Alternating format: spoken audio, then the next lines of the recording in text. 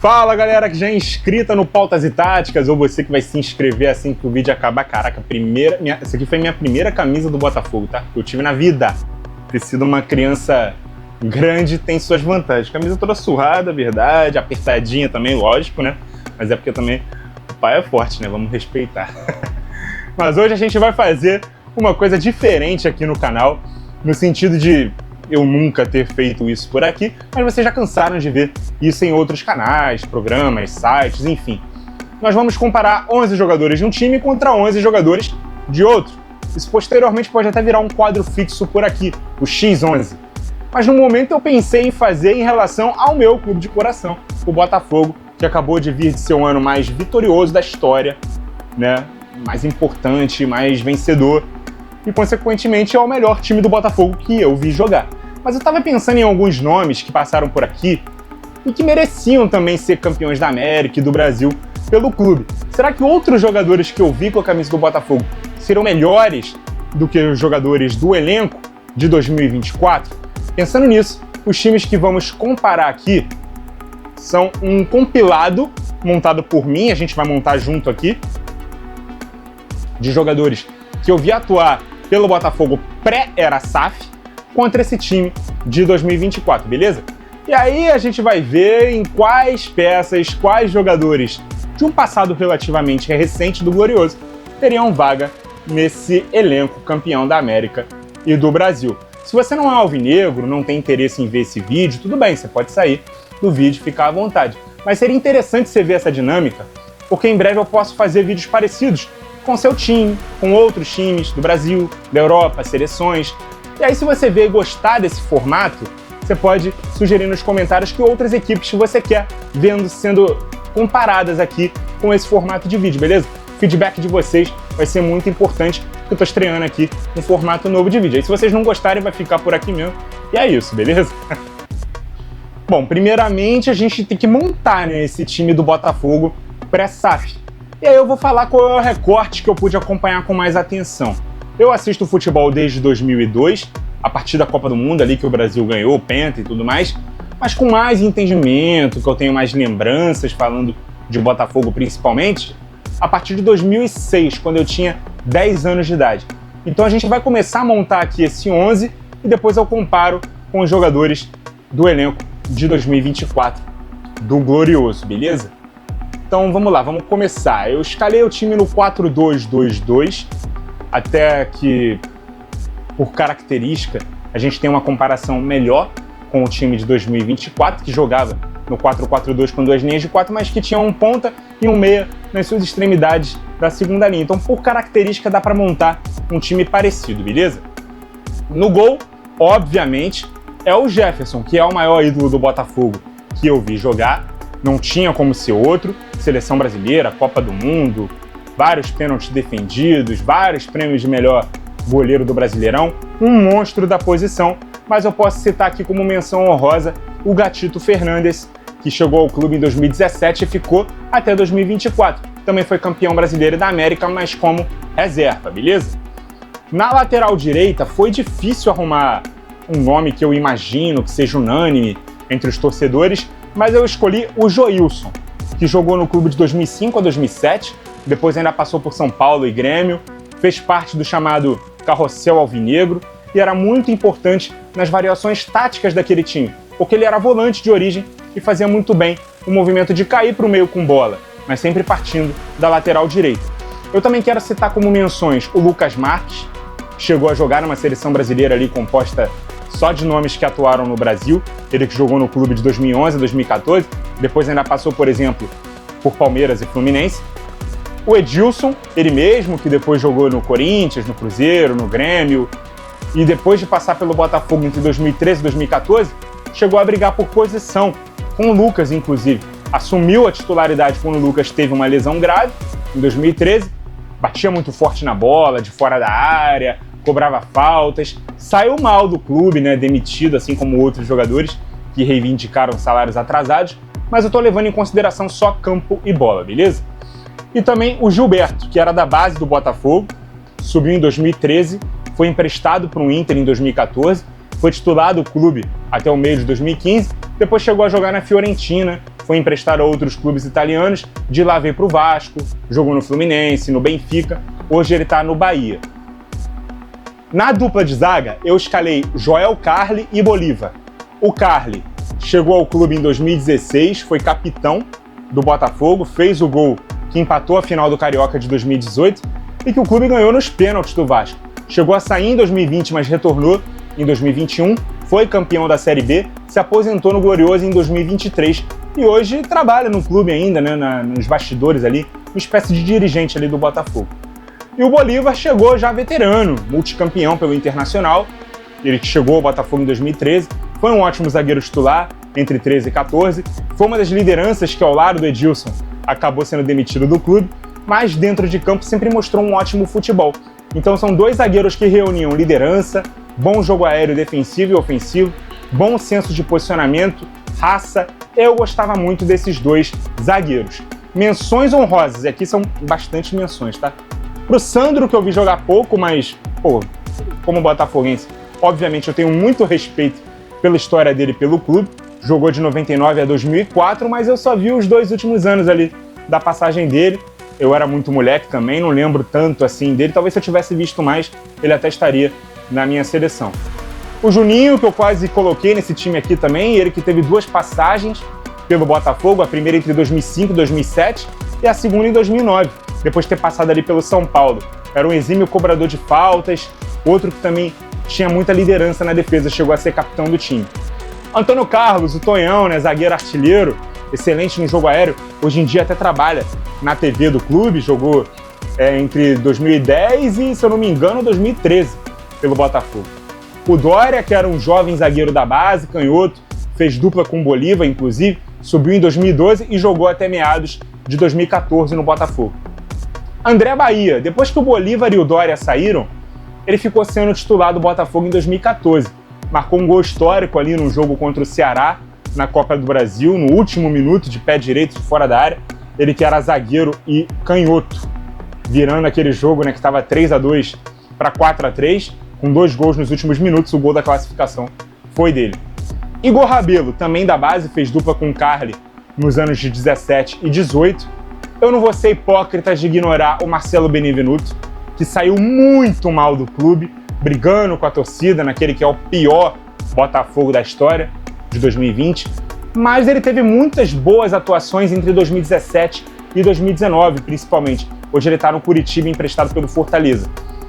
E por fim, o Gabriel, que formou a dupla de zaga com o Benevenuto em 2019, veio emprestado pelo Atlético Mineiro na mesma época que o Rabelo foi para lá, fez um ótimo ano de 19, na minha visão, merece pelo menos ser citado. Sei que é muito fácil os torcedores esquecerem desses jogadores que passaram nos últimos anos pré-SAF por aqui, mas o Gabriel lamentei muito quando saiu e fiquei alguns anos pedindo ele de volta. Na lateral esquerda, muito provavelmente é onde vai haver o ponto de maior discordância entre os torcedores que assistirão esse vídeo. Mas eu acho que mais até que na direita é a posição onde a gente não teve muitos grandes nomes nesses últimos 20, 22 anos. Eu escolhi um que pessoalmente eu gostava porque eu considerava ele muito raçudo, que era o Márcio Azevedo. Ele que chegou em 2011, vindo do Atlético Paranaense para ser titular na mesma temporada. Ele perdeu a vaga para o Bruno Cortez, que é uma das menções que eu vou fazer aqui. Cortez chegou a jogar na seleção, né? Também jogou aquele Superclássico das Américas, só jogador que atuava no Brasil. Depois acabou indo para o São Paulo, jogou no Benfica, no Grêmio, etc. E aí o Márcio Azevedo tomou conta da posição em 2012. Foi titular absoluto, a meu ver foi muito bem. Ele sai para o Metalist da Ucrânia em 2013, ainda jogando muito também, e deixou a posição para o Júlio César, que chegou a ser escolhido melhor lateral do Brasileirão em 2009 pelo Goiás, jogou no Flu, no Grêmio, no Vasco, enfim. Foi mais um dos que saiu do clube demitido ali em 2014. Dividiu opiniões, eu não vou citar ele como menções honrosas, não. Eu vou citar o Marcelo Cordeiro, que jogou no time em 2010, emprestado pelo Internacional, exímio cobrador de faltas. Na verdade, ele era a ala esquerda, né, do time ali do Papai João Santana, que jogava com 3 zagueiros. O próprio Bruno Cortez, como eu já antecipei aqui. O Júnior César, que teve 2 passagens pelo Botafogo, uma em 2006, quando ele foi campeão carioca, e outra muito esquecível em 2014, quando ele veio como campeão da América pelo Atlético. O Diogo Barbosa, e o Vitor Luiz, que coexistiram no time de 2016, que conseguiu vaga na Libertadores. O Diogo era o titular e o Vitor era reserva. Mas depois o Diogo passou a ser usado mais à frente como um ponta e o Vitor mantido na lateral. Depois o Diogo saiu, jogou no Cruzeiro, no Palmeiras, no Grêmio, no Fluminense, agora vai para o Fortaleza.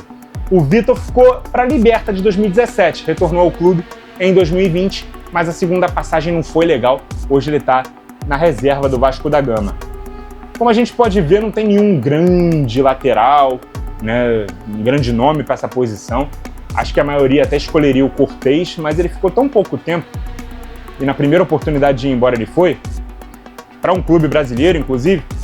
Então o Márcio, que sempre mostrou ali muita raça, vontade, sempre que ele jogou, e mesmo que ele não fosse tão técnico assim, ele me ganhava nessa força de vontade que ele tinha para jogar. Então eu escolhi o Márcio Azevedo.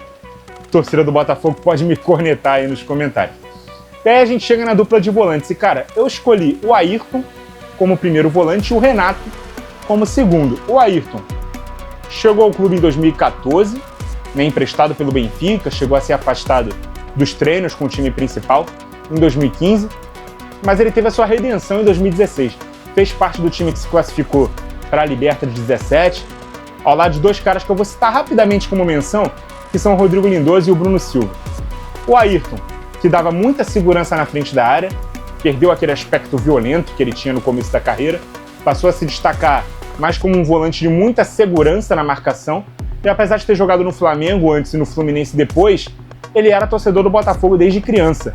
Se casou com o bonequinho dele com a camisa do Botafogo em cima do bolo, a esposa usando um meião branco por baixo, né, do vestido, meião do Botafogo, inclusive. Esses são pequenos detalhes ali extracampo que, quando somados à qualidade que o cara mostrava, acabam me ganhando. Então também por isso eu escolhi o Ayrton para representar aí esse time pré-SAF. E o Renato, que chegou em 2011 como contratação de peso, né, foi apresentar ao lado do Gerson Canhotinha, numa ação de marketing ali do clube intitulada como o 8 de Ouro. Ele que jogou na seleção anos antes, quando ainda era jogador do Santos, foi ídolo do Sevilha, chegou a ter sua convocação pedida enquanto jogador do Botafogo, era um excelente jogador, jogou no clube até 2014, quando no meio do ano ele resolveu voltar para o Santos. Ele vai ser o nosso segundo volante, beleza? Outras menções, o Túlio Leandro Guerreiro, que eu lembro que a torcida adorava quando ele jogava naquele time de 2007. O Túlio era o primeiro volante mais marcador. O Leandro jogava tanto de primeiro quanto de segundo, inclusive também como zagueiro. O Leandro jogou até 2010, inclusive, no Botafogo. Marcelo Matos, que também chegou em 2010, vindo do Corinthians, ficou até 2015 no Botafogo, depois ele se mandou para o Vasco. Gabriel, volante da base, subiu em 2012, começou a aparecer como titular em 2013, jogou no clube até 2014, depois ainda jogou por Palmeiras, Corinthians, Internacional. Hoje, ou pelo menos até a gravação desse vídeo, até o ano passado, ele estava no Atlético Paranaense. Rodrigo Lindoso, que até jogou bastante tempo no Botafogo, dividia opiniões, mas era um cara importante, principalmente na saída de bola e no jogo aéreo. O Bruno Silva, né, que era um cara multifuncional, podia jogar também pelo lado do campo, entrava na área, fazia gol, mas era muito marrento, se achava craque, saiu sendo vaiado pela torcida nos seus últimos jogos. João Paulo, esse eu tenho bastante saudade, chegou em 2017 para a disputa da Libertadores, ficou até 2019, né, quando ele foi negociado com o Seattle Sounders, onde ele joga até hoje, provavelmente vai enfrentar o Botafogo no Mundial de Clubes nesse ano. E o Caio Alexandre, revelação da base do clube, sempre mostrou muita qualidade, pena que ele jogou com uma companhia tão ruim, né, em 2020, depois ele foi para o futebol norte-americano, passou pelo Fortaleza e hoje está no Bahia. Vamos para os meias ofensivos, e aqui eu escolhi o Michael Suell e o Clarence Seedorf. O Michael Suell teve uma primeira passagem em 2009, fez um ótimo campeonato carioca, melhor jogador, artilheiro, acabou negociado com o Hoffenheim da Alemanha. Ele que ganhou o apelido de Mago, retornou em 2010 como grande contratação, ganhou a camisa 7, mas aí ele chegou a ter uma lesão grave, aí voltou a jogar em 2011, ficou no Botafogo até 2012. Num período de vacas muito magras do Botafogo, ele era muito querido pela torcida, e até por isso eu coloquei ele aqui nesse time. Ainda que outros jogadores, até melhores, tenham passado pelo Botafogo e eu não cogitei colocar no time, eu até cogitei, mas acabei optando pelo Michael Suell, beleza? Aqui é muito mais uma escolha pessoal de valor afetivo para mim, mas você, botafoguense, quiser escolher outro jogador para essa posição, fica à vontade aí nos comentários. E o Seedorf, eu acho que dispensa apresentações, né? Tecnicamente é o melhor jogador que eu vi pelo Botafogo.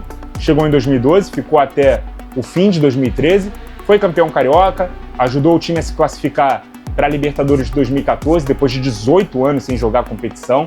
Camisa 10, habilidoso, muita visão de jogo, qualidade no passe, bola parada, liderança, era um exemplo de atleta. A galera que jogou com ele fala que ele era muito chato nos bastidores. E o pós dele no Botafogo não foi nada legal. Ele até evita falar sobre o clube hoje em dia porque houveram dívidas de pagamentos de salários e ele até moveu processos contra o clube.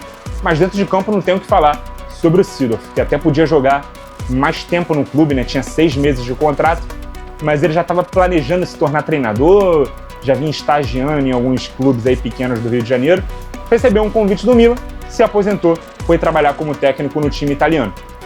Menções. Eu vou falar o nome do Sérgio Manuel, que foi campeão brasileiro em 95 e chegou a voltar ao Botafogo em 2006. Mas ele jogou muito pouco, não fez gol, acabou saindo pro Náutico no mesmo ano. Eu não vi o Sérgio Manuel na sua melhor forma no Botafogo, mas eu vi ele lá e eu lembro que fez um barulho a contratação dele quando ele voltou e tal, mas rapidinho ele foi embora. Então eu vou citar o Lúcio Flávio e o Zé Roberto, que eram os meias do Botafogo em 2007. O Lúcio chegou a sair e voltar em 2009, jogou até 2010 no clube. O Zé chegou a ser o melhor jogador do time entre 2005 e 2006, mas em 2007 teve alguns atos de indisciplina que acabaram levando a ser afastado. Depois ele ainda jogou no Flamengo, no Vasco, no Inter, no Bahia, enfim. Carlos Alberto, ele mesmo, né, jogou em 2008 e depois em 2014 no Botafogo. Nunca tão bem como ele jogou, por exemplo, nas passagens dele pelo Vasco, pelo Fluminense, mas foi, de certa forma, importante nas duas passagens, principalmente na primeira, beleza? Depois ainda tivemos o Renato Cajá, ídolo da Ponte Preta, não foi muito titular no Botafogo, mas sempre que jogou, jogou bem. Teve um clássico contra o Fluminense, inclusive, que ele decidiu, né? Ele marcou o primeiro gol daquele jogo, um golaço de falta. Ele jogou muito aquela partida, que os dirigentes, inclusive do Guangzhou Evergrande, da China, vieram, né, para o Rio de Janeiro, para o estádio Newton Santos, na época nem tinha esse nome, né? Para ver o Conca do Fluminense, e acabaram levando o Renato Cajá depois daquele jogo. Depois o Conca foi para lá também, mas o Cajá foi primeiro de tanta bola que ele jogou naquela partida. Elkeson, que jogou até de atacante depois, mas era um meia, quase um ponta. Atuou entre 2011 e 2012 no clube, chutava muito bem de fora da área, batia faltas, era muito jovem, né? Jogou ao lado do Michael Suell, inclusive. Na época do Seedorf ele já era atacante. O uruguaio Nicolás Lodeiro, acho que muita gente considera ele melhor que o Michael Suell, mas para mim o Michael Suell foi mais icônico, porque o Michael Suell foi protagonista da época dele. O Lodeiro era um coadjuvante do Seedorf. Inclusive, quando o Almada veio jogar no Botafogo no passado, eu lembrei muito do Lodeiro. Daria para trocar aqui sem problemas o Mago pelo Lodeiro. Jogou entre 2012 e 2014 no Botafogo. Mas eu vou ficar com o Mago mesmo, porque o time é o meu e quem manda sou eu. Andrezinho e Felipe Gabriel, dois caras que jogaram no clube entre 2012 e 2013. Chegaram quase que juntos e saíram na mesma época também. O versátil Felipe Gabriel podia jogar até de volante e o Andrezinho, que batia muito bem faltas, era o homem das bolas paradas no Botafogo, lá ele, né? O Camilo, caraca, isso eu gostava muito, né? Quem não se iludiu com o Camilo metendo vários golaços em 2016 é maluco, tá maluco? O cara meteu gol até de bicicleta no Grêmio. Primeiro jogo dele no Botafogo, ele meteu 2 no Inter no Beira-Rio. Ele jogou também naquelas seleções brasileiras domésticas, enquanto jogador do Botafogo. Ajudou o time a ir para a Libertadores de 2017, onde houve até uma disputa ali de posição, né, entre ele e o Montijo, que tinha tudo para estar aqui entre os mencionados, mas infelizmente foi vencido pelas lesões. E o Camilo acabou não jogando tão bem assim em 2017 e acabou deixando o clube antes do fim do ano, infelizmente. Eu não gostei da saída do Camilo não, mas já não estava repetindo as grandes atuações, acabou saindo pelas portas dos fundos também. Aí a gente teve também o devaneio, que foi o Keisuke Honda, né, em 2020 por aqui, não jogou porra nenhuma pelo Botafogo e foi embora. E por último eu vou citar um cara que estava no clube durante a Série B de 2021, mas não deixou de ser um cara importante, que foi o Chay. Não é nenhum craque, a torcida fez até uma musiquinha para ele, né, tentando rir da própria desgraça, quando ele num jogo contra o Cruzeiro fez 3 gols no empate em 3-3 contra a Raposa no Newton Santos. Talvez tenha sido o nosso último bom meia, vou chamar só de bom, tá? Antes do clube virar SAF, mesmo que num nível bem mais baixo. E aí no ataque não teve jeito.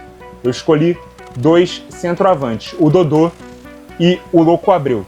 O Dodô foi o meu primeiro ídolo do Botafogo, o artilheiro dos gols bonitos, melhor jogador do título carioca de 2006, também do vice-campeonato em 2007.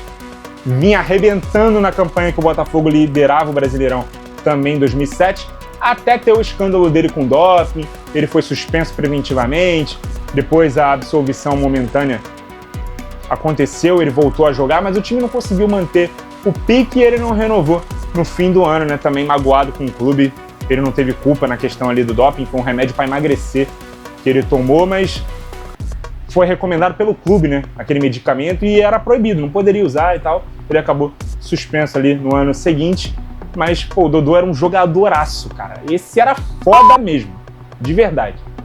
E o Louco Abreu, né, que foi o autor do gol da cavadinha, que encerrou um período de 3 anos de sendo vice-campeão carioca para o Flamengo, exatamente contra o Flamengo, em 2010. Foi um grande artilheiro pelo Botafogo, era um cabeceador nato, fazia muitos gols de cabeça. Não era dos jogadores mais técnicos, mas tinha totalmente a postura de um ídolo da torcida, porque ele era polêmico nas entrevistas, ele mostrava amor à camisa, até depois que ele foi embora do clube. Ele jogava com uma camisa ali por baixo do uniforme, com imagens de fatos importantes na vida dele pessoal, e ele pôs o escudo do Botafogo nessa camisa. Quando ele estava no Figueirense, inclusive, jogando contra o Flamengo, ele beijou o escudo do Botafogo em frente à torcida do Flamengo, quando ele estava sendo provocado pelos rubro-negros. Ele jogou pelo clube de 2010 até meados ali de 2012, mas é um dos poucos aqui que é considerado um ídolo do clube mesmo, não só de um período. Menções honrosas. Eu vou citar rapidamente o Jorge Henrique, que fez dupla com o Dodô em 2007, jogou também em 2008 ao lado do Wellington Paulista, né, que foi o artilheiro do clube naquele ano. O Jobson, que teve algumas passagens pelo clube, né, 2009, 2011, 2014 até 2015. Outro que teve muitos problemas de indisciplina, né, para dizer o mínimo. Herrera, a eterna dupla de ataque ali do Louco Abreu entre 2010 e 2012. Outro que não era muito técnico, mas compensava isso com muita raça. E apesar de perder muito gol, ele proporcionalmente, pelo menos no Botafogo, também fazia muitos gols. Rafael Marques, que demorou muito para fazer seu primeiro gol pelo Botafogo, mas depois que saiu o primeiro ele desandou a fazer gol. Chegou em 2012 e foi o artilheiro do time ao longo de 2013. Emerson Sheik, ele que completa aquele quarteto que foi demitido do clube por cobrar a diretoria os salários atrasados, formado pelo Edilson, Bolívar, Júlio César e ele. E olha que ele recebeu o salário em dia, hein, porque ele estava emprestado pelo Corinthians. Não jogou muito tempo pelo Botafogo, mas sempre que jogou, jogou bem. Alguns diziam que ele fingia a lesão para não jogar e forçou uma suspensão, dizendo que a CBF era uma vergonha na frente das câmeras. E olha o que o Botafogo teve que passar, né? Mas eu não tenho como provar isso. Fato é que ele foi demitido do clube, então alguma coisa tem aí. Rodrigo Pimpão. Puta que pariu. Esse me irritava muito. O cara não chutava pro gol quando tinha que chutar, inventava alguma acrobacia quando tinha que fazer o simples, mas eu não sou ingrato, não. Ele foi muito importante quando ele esteve no clube em 2015, na primeira passagem, e depois quando voltou entre 2016 e 2019, ele ajudava muito na marcação também, então merece ser pelo menos citado aqui rapidinho, o Pimpão. Eric, lembram daquele pontinha direita, rápido, que fazia gol pra cacete, vindo do Palmeiras e tal, comemorava gol fazendo uma máscara com a mão, jogou aqui entre 2018 e 2019. Até outro dia eu tava querendo ele de volta, hoje eu já tô de boa, não quero não. E o Diego Souza, que quando chegou no Botafogo já estava jogando mais como centroavante do que como meia, atuou também com a camisa 7 do Glorioso, num time que brigou para não cair em 2019, mas que era a principal referência ofensiva, depois ainda atuou bem pelo Grêmio por alguns anos.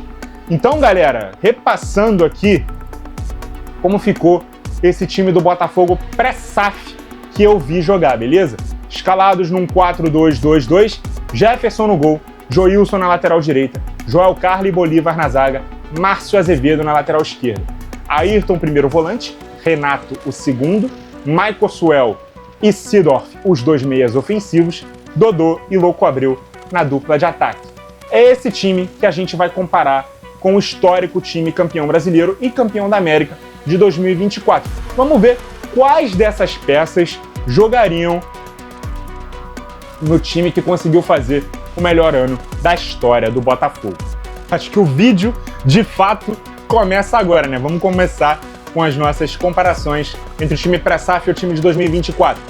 Jefferson ou John? Com todo respeito ao John, mas a gente está falando do terceiro jogador que mais atuou com a camisa do Botafogo, né? Entre 2003 a 2005 e depois entre 2009 a 2018. Eu fico com o Jefferson aqui, 1-0 para o Botafogo pré-SAF. Joilson ou Vitinho? O Vitinho chegou com o status de lateral direito mais caro da história do futebol brasileiro, né? Eu acho que se não fosse isso, eu sugeriria que outro fosse contratado para disputar a posição com ele nessa temporada, porque ainda tá deixando a desejar. Nessa eu fico com o Joilson, mas o Vitinho tem potencial de jogar melhor aí nos próximos anos. 2-0 pro Botafogo pré-SAF. Joel Carli ou Bastos? Aqui não dá pro Carli. Com todo respeito, o Bastos foi o melhor zagueiro do Brasil em 2024, seleção da Angola, seleção do Brasileirão. É Bastos que Sangá, 2-1. Bolívar ou Alexander Barbosa? Também não tem jeito. Barbosa empata o confronto. Ele que chegou para ser titular, perdeu a posição para o próprio Bastos, depois ganhou a posição do Alter, que chegou junto com ele, mostrou raça, mostrou qualidade técnica, mostrou até o que não precisava mostrar, né? Vocês sabem do que eu tô falando. Empatou o duelo com o Botafogo de 2024, 2-2. Márcio Azevedo ou Alex Telles? Aqui é poupaquinho. Eu sei que não é nem todo mundo que escolheria o Márcio Azevedo para estar nessa seleção pré-SAF. Imagina colocar ele para competir contra um lateral de futebol europeu, de seleção brasileira, de Copa do Mundo. Alex Telles, virada do time de 2024, 3-2. Ayrton ou Gregory? Ponto pro Gregory. Baita contratação que o Botafogo fez na temporada passada. 2 primeiros volantes de muita pegada. E o engraçado é que o Ayrton tinha fama de violento, mas foi o Gregory que foi expulso com 30 segundos na final da Liberta. Mas é o Gregory também, que é muito mais completo. Mostrou até uma veia artilheira ali no finzinho da temporada, marcando contra Bragantino, contra Palmeiras, e também o gol do título brasileiro contra o São Paulo. É Gregory, 4-2 então, pro time de 2024. Renato ou Marlon Freitas? Essa é difícil. Essa é muito difícil, papo reto. Eu acho muito bonita a história de vida do Marlon, a emoção que ele sempre sente ao falar do pai dele, né, que se foi, a volta por cima que ele deu no Botafogo, é uma grande liderança, um grande capitão, é o único titular de 2023 que permaneceu no 11 em 2024, é o cérebro da criação das jogadas, da saída de bola do time. Eu tenho muita vontade de votar no Marlon, mas o Renato é mais jogador. Teve uma carreira melhor, ofensivamente é mais completo. Eu acho que ele faz tudo que o Marlon faz muito bem e faz coisas que o Marlon não faz também. Então eu voto no Renato. 4-3 para o time de 2024, mas diminuiu ali o placar, o time pré-SAF com esse voto agora, hein? Michael Suel ou Luiz Henrique? Poupa tempo também, né? Como eu disse, muitos escolheriam o Lodeiro nessa posição do Michael Suel. Eu escolhi o Michael Suel por entender que cada um na sua época o Mago foi mais importante para o período que ele jogou, mas o Luiz Henrique entrou para a galeria dos grandes camisas 7 da história do Botafogo. Ainda foi escolhido o melhor jogador da Libertadores, do Brasileiro e ganhou o troféu de Rei da América, então é o Luiz Henrique. 5-3 para o time de 2024. Seedorf ou Almada? Olha, essa aqui seria mais difícil se o recorte não fosse tão diferente. O Almada jogou menos de 6 meses pelo Botafogo. Por mais que ele seja muito bom jogador, que tenha tido um impacto muito grande quando ele chegou ao clube, né, campeão do mundo e tudo mais, ele disputa isso com 1 ano e meio de Seedorf. E, pô, era o Seedorf, né? Inclusive, teve o período mais artilheiro da sua carreira no Botafogo, que é um dos melhores meio-campistas do mundo nos últimos 40 anos, aí, para dizer o mínimo. Então é Seedorf, 5-4 para o time de 2024. E aqui a gente chegou no ataque e temos o seguinte cenário. Se o time de 2024 fizer mais um ponto, ele ganha. para o time pré-SAF ganhar, ele tem que fazer 2 pontos. E aqui temos um problema, porque nós temos 2 centroavantes no time pré-SAF, o Dodô e o Louco Abreu. E o time de 24 tem o Igor Jesus, de centroavante, e o Savarino, de segundo atacante. Então, quem que a gente vai comparar? Bom, se eu for considerar que o Dodô se assemelha mais a um segundo atacante do que o Louco Abreu, eu tenho que comparar o Dodô com o Savarino e o Louco Abreu com o Igor, beleza? Mas se eu quiser colocar os 2 melhores jogadores entre os 4 aqui, tecnicamente falando, eu escolheria o Dodô e o Savarino para o meu time. E aí, como é que faz? Se for essa segunda opção, fica 6-5 para o time de 2024. Eles ganharam a disputa. Mas se for a primeira, eu vou usar o argumento de que, tecnicamente falando, o Igor é melhor que o Louco, mas o Louco é muito importante, jogou muito mais tempo, é mais ídolo da torcida do que o Igor, eu votaria no Louco. 5-5. E aí, entre Dodô e Savarino, seria quase impossível para mim escolher, porque um é o meu primeiro ídolo no Botafogo e o outro é o meu jogador preferido do atual elenco, que eu acho muito subestimado, inclusive. Savarino é muito importante para o Botafogo de 2024, tanto em números quanto em atuações. E aí, se eu usar a mesma régua da longevidade, eu teria que escolher o Dodô. Mas como é que vota contra o Savarino? Cara, eu não consigo. Então, o Savarino tá no time, eu não vou mudar o resultado. Vai ser Savarino. Vai ficar 6-5 pro time de 2024.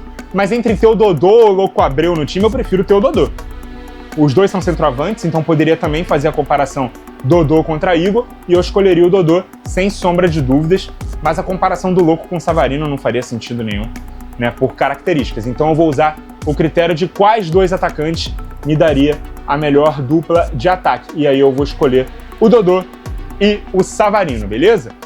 Então ficou assim o resultado da nossa brincadeira. Jefferson no gol, Joilson na lateral direita, Bastos e Barbosa na zaga, Alex Telles na lateral esquerda, Gregory e Renato, os 2 volantes, o Luiz Henrique ali na ponta direita, o Seedorf aberto pela esquerda, centralizando, um meia pela esquerda, Dodô e Savarino na dupla de ataque. 6-5 para o time de 2024. Para quem esperava uma diferença maior entre os 2 times, até que foi um resultado equilibrado. Eu quero saber de você, torcedor alvinegro, o que você achou dessa brincadeira aqui. Gostou? Qual seria o melhor Botafogo que você viu jogar pré-SAF? E comparando esse time com o de 2024, qual seria a seleção ideal do Fogão? Deixa aqui embaixo nos comentários. Para quem não é botafoguense, pode interagir também, dizer se você gostou desse quadro, se você quer ver com outros clubes, eventualmente seleções, quer ver esse como um quadro fixo do canal? Deixa seu feedback aqui também. Muito obrigado a você que acompanhou o vídeo até aqui, continue ligado no Pautas e Táticas e até a próxima!